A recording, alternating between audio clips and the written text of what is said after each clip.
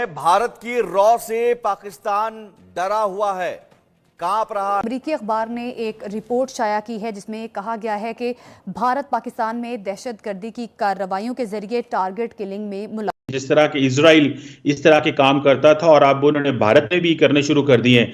मैं समझता हूं कि भारत का ये सारे का सारा जो नेट, कनाडा हो, अमेरिका हो या बरतानिया, तो भारत की इन्वॉल्वमेंट मुख्तलिफ जराइम में हमें देखने को मिल रही है। और अब खास तौर पर पाकिस्तान के अंदर जो वाकयात हो रहे हैं उसके भी ताने बाने भारत से ही मिलते हैं। तो ये जो आज वाशिंगटन पोस्ट ने तो बड़ी तफसीली रिपोर्ट छाप दी और हम भी ये देख रहे हैं कि यहाँ ऐसे लोग निशाना बनाए जाते हैं।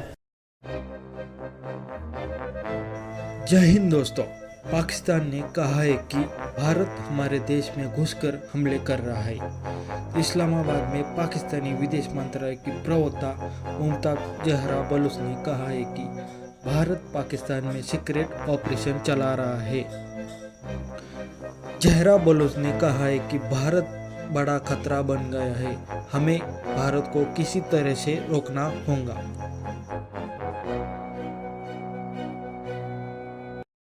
कि द गार्डियन में एक रिपोर्ट शाया हुई थी जिसमें उन्होंने वाज़ेह तौर पे इल्ज़ाम लगाया था, 2020 की बात कर रहा हूँ मैं, कि रॉ अब तक पाकिस्तान में 20 अफराद को कत्ल करा चुकी है। बिल्कुल ठीक है। अभी पिछले बरस की बात है कि उन्होंने 2 बंदों की टारगेट किलिंग कराई, एक मोहम्मद रियाज साहब थे और दूसरे मौलाना शाहिद लतीफ़ साहब थे। इंडिया की रॉ की प्रेजेंस नॉर्थ अमेरिका में मौजूद नहीं है।